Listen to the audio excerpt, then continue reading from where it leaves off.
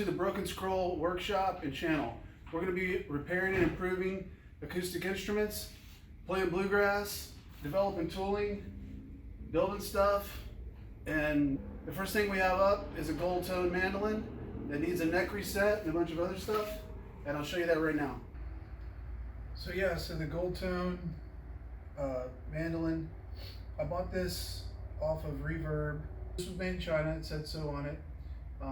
And like I said, it had the heel separation back here. Again, I've already started working on it, so this isn't what it looked like in the beginning, but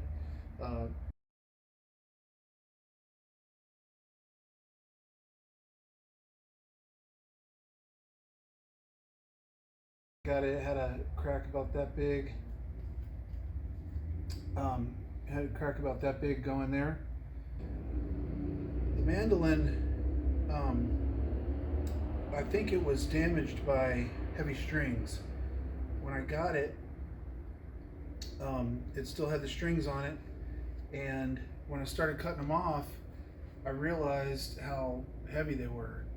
The strings were super heavy. I could barely get my pliers through the G strings, and so yeah, that, I figured that's probably what did it. These mandolins, even better quality instruments, aren't rated for heavy strings, and these strings were very much heavier than mediums. All right, so there were several things I wanted to do to this mandolin. Firstly was the neck reset. Second was to remove some of the finish. It's got a very thick finish on it, and I just want it to look a little more aged anyway, so I'm going to remove some of the finish. Also a fret job, fret leveling, crowning, and all of that. And then just other minor fixes and things like that, cosmetic fixes. So the first step is the neck reset, and the first step in that is to remove the neck. Now, I've already done this, so I've had to go back and make this video, but what I'm going to do here is just a quick recreation of what I did. So to remove the neck, I already had a crack there because there was already separation there. So the first thing is I've got my Instapot here. So you take this and I pull this attachment off here, and there's this this nipple here, and I've got a piece of black tubing. This end right here fits over that perfectly there. There's like a metal thing, I can put some pressure on that connection there. And this end is a different piece of tubing that has a thick, has a very thick wall, and that way it doesn't get too hot for my hands, because this gets really, really hot. You put some water in there, you just put some water in there and turn it on. And I turned it on, low, and that was enough. And so at first I had like a bicycle needle in here and some other things trying to, get that, all the way in there. But, when it was all said and done, the best thing to do was just to take this open hole and just hold it in that crack and just, spew the steam in there, just squirting the steam in there and just kind of holding that there. And so I did that, and it worked. And I just kind of started wiggling the neck and pulling on it, and I was initially pulling in this direction, assuming a dovetail, and so I was wiggling and pulling this way laterally, but it wasn't coming. So eventually, but I could tell it was very loose, so I eventually thought to pull it up, and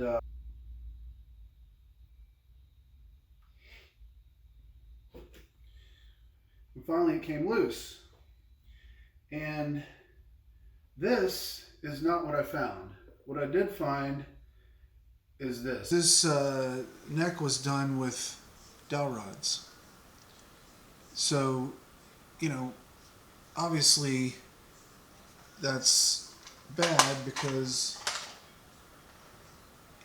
you know, these, and I can see that these things are going, I mean, when I hold the center line of this thing, you know, in my view and hold it level or perpendicular to level, I mean, I can see those dowel rods at an angle, and I can also see the holes in here at an angle. So, I mean, that's just a terrible way to do it. I mean, you could feasibly have three different dowels going in different directions. So, I'm not gonna put it back together that way. I think what I'm gonna do is cut these off, sand it flat.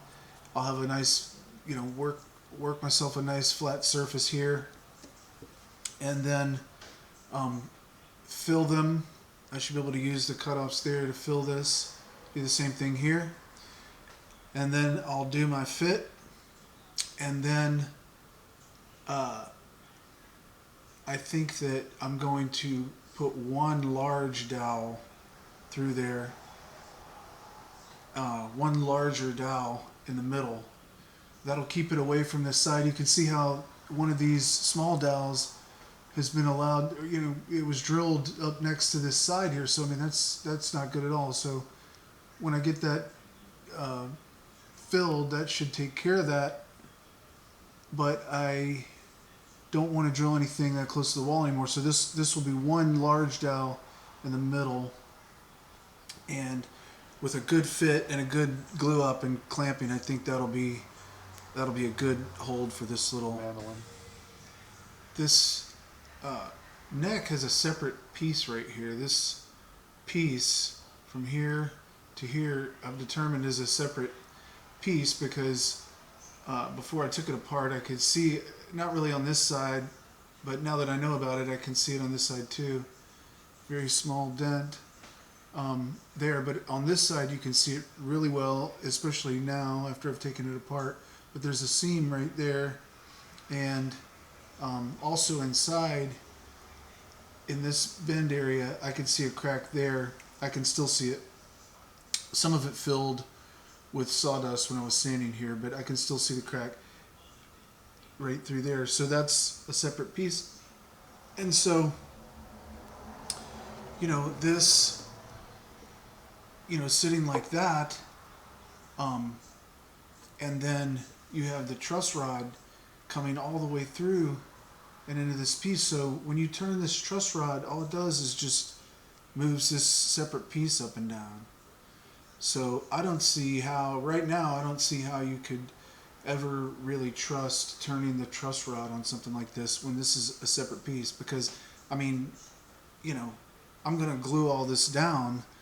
This piece is going to be glued down to the top of the mandolin, but, you know, and the neck will be glued in, but I just still wouldn't trust it knowing about that.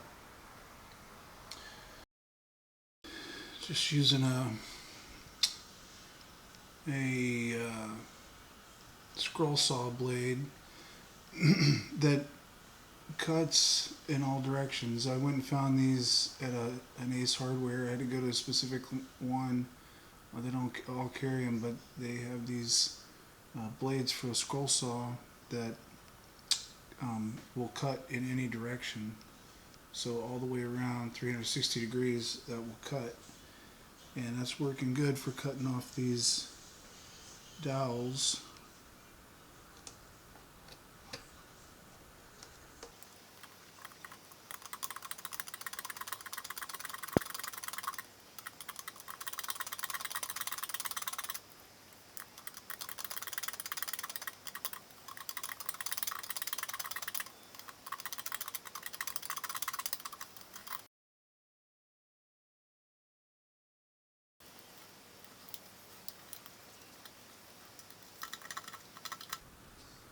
Alright, finally got the first one out of there, and I'm going to keep track of these and put them back in the same hole of the neck where they came from. just temporarily for now.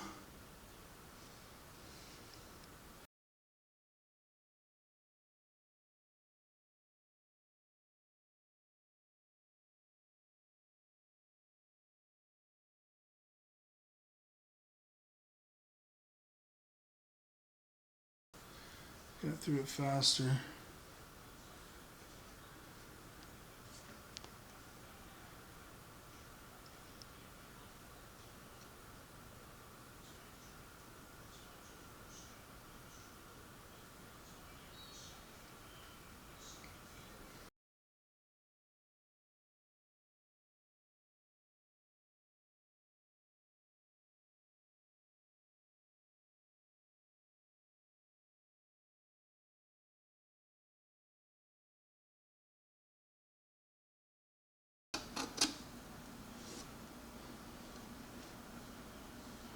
So we'll just sand that down flat and we'll be able to work from a fresh contour and get it nice and tight.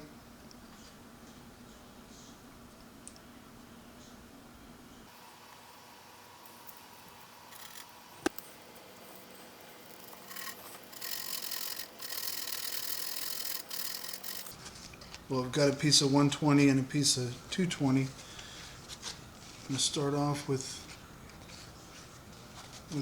this 220 or 120.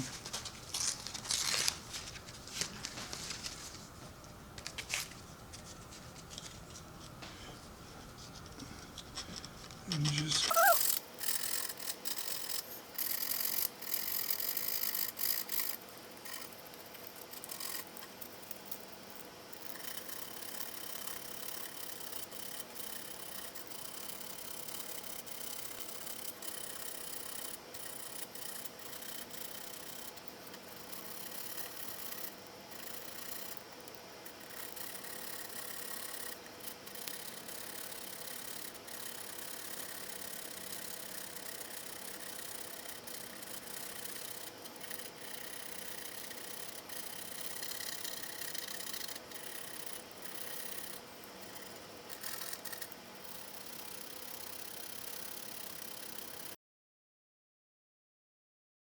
all right, so I got a piece of dowel rod. I got this dowel from Ace Hardware, and I got one that's smaller, so I'm not going to use it. I got this one, which is just a little bit bigger than the hole that I'm filling here. This is for the neck, to plug in these holes and make this a flat surface again. I got to plug all three of these holes, and the pieces that came out are big enough for a couple of them, but there was one that it wasn't big enough for, so I think I'm just going to put new dowel in all three of them. But I'm trying to get in those holes, and so the dowel is a little bit bigger, so I've cut off a piece, put it in the drill here, and I can just spin it here and sand it and get it exactly tight to the socket there.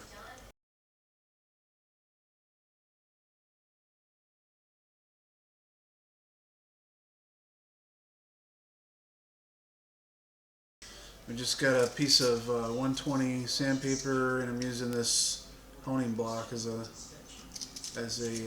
sanding block.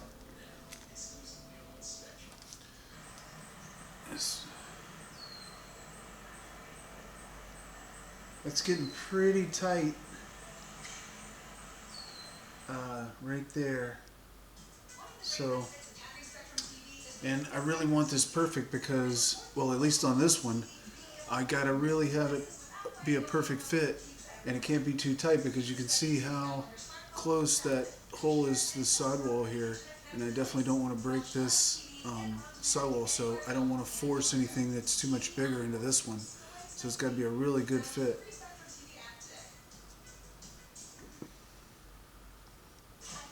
I'm going to take this out and see how it looks.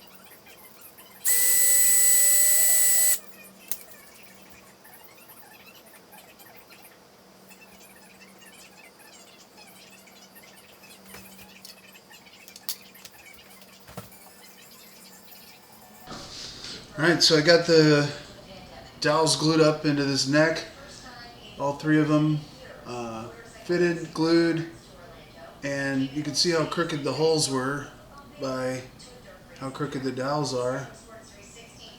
Um, and so I'll let that dry and then cut it off and make it all flush.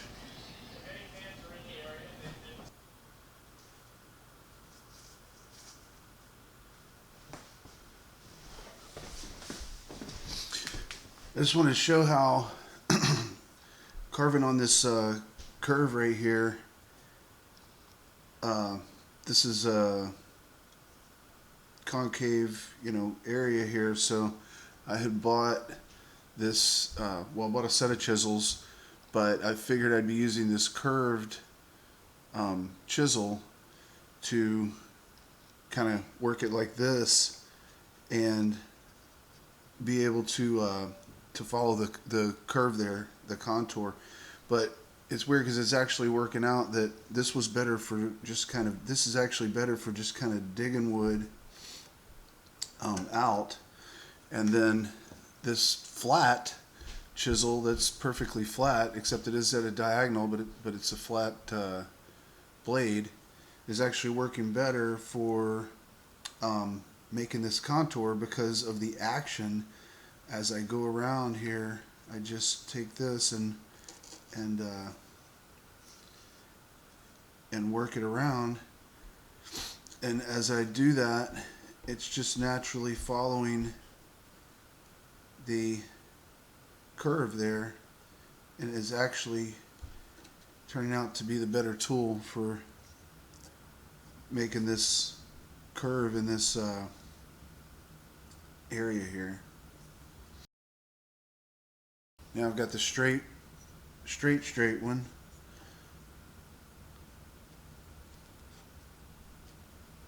And see, that's just perfect for following around that turn. And I'll be going to sandpaper soon on that.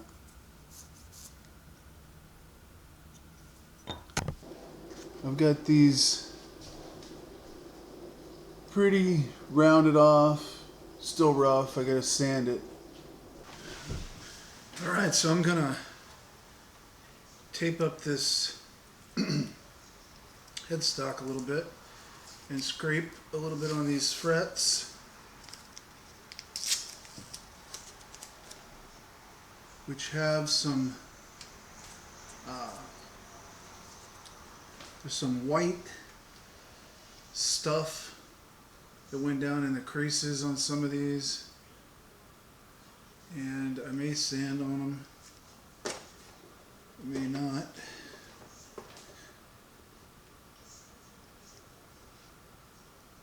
Let's see what I can scrape off.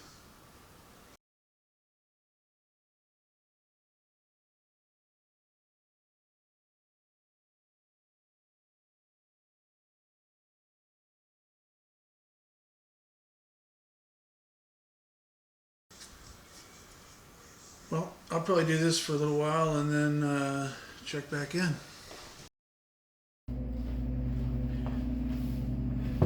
Alright, so one of the things that I wanted to do to this mandolin was scallop the fretboard down here at the high end. It was scalloped a little bit, but it was also wavy, so not very good. So I wanted to go ahead and make it flat for one thing, and then also take it down a little bit more. So I'm doing a little bit of scraping with the razor blade, and of course it's scraping through the stain, and that's helping me see where I'm, where my high spots are and all that. But also, it kind of looks cool. I think I'm thinking about taking the stain off of the entire fretboard, and I'm even thinking about leaving some of the black swirling through it. I think I can make this look pretty cool.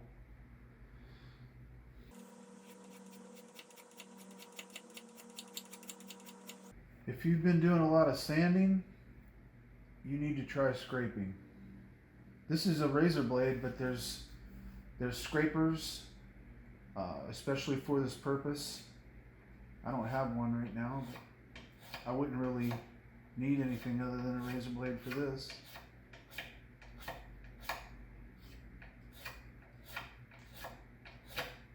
I don't know what kind of wood this is that they've stained. It's probably something cheap.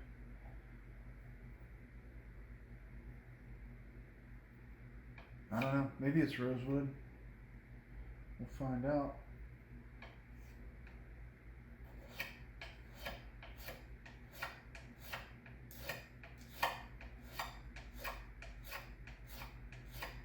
But having that stain on there really does help me see, you know, where to scrape a little bit harder and stuff.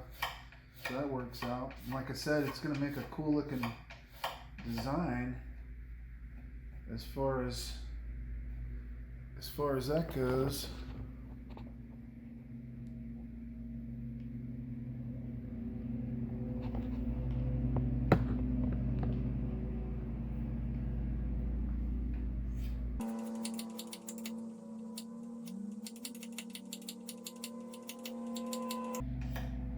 Anyway, I'll let you guys know where this goes.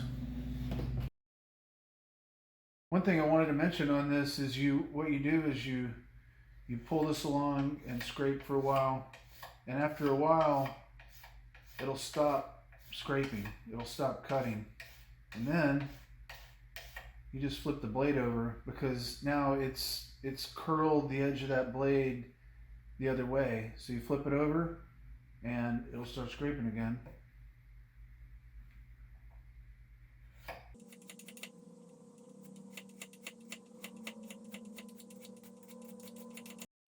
Little quick video on how that fretboard's looking with that stain scraped off. I think it's going to look real nice, real antique-y.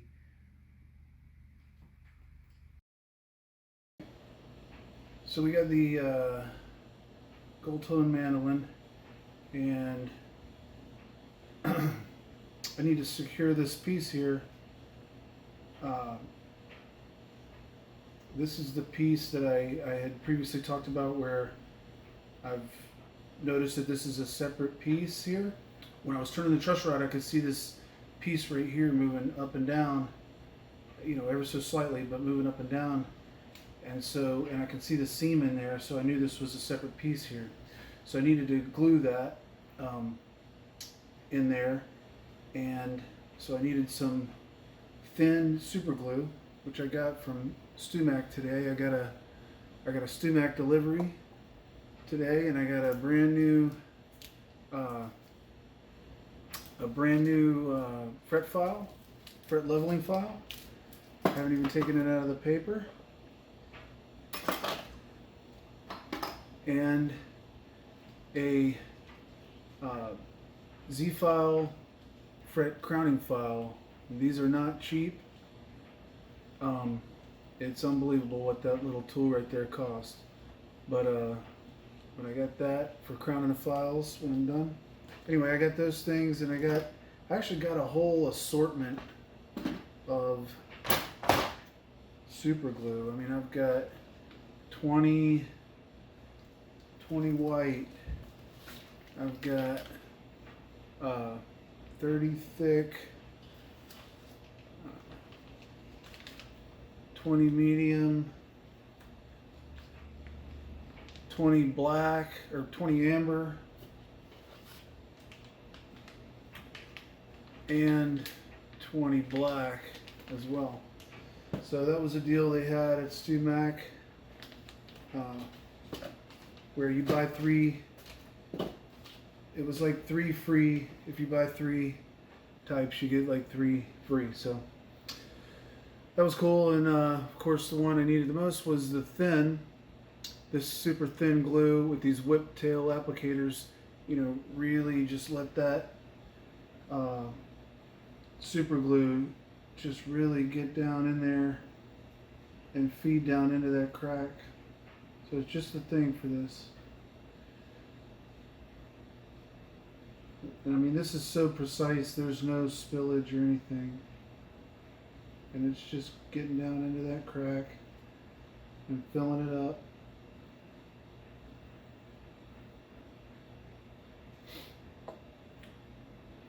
That piece should be pretty much solid with the main part of the neck after that dries.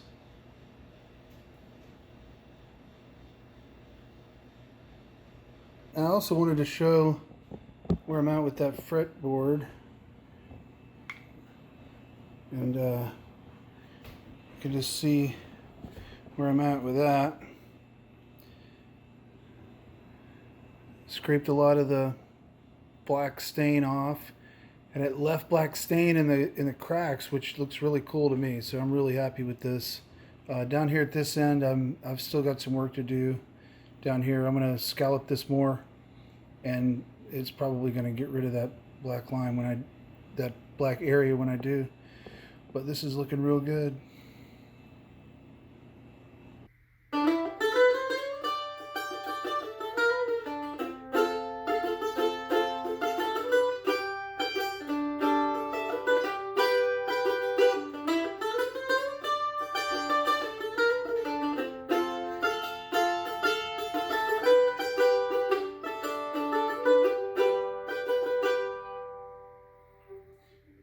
Well guys, thanks for watching the first episode of the Gold Tone Mandolin and of the channel. Please like and subscribe, that'll definitely help me out. But also, if you've got an instrument you'd like to donate, that'll help me out as well. It'll create another series of videos. So I'll leave my contact information in the description below for you to do that. I thank you again, and I'll see you next time.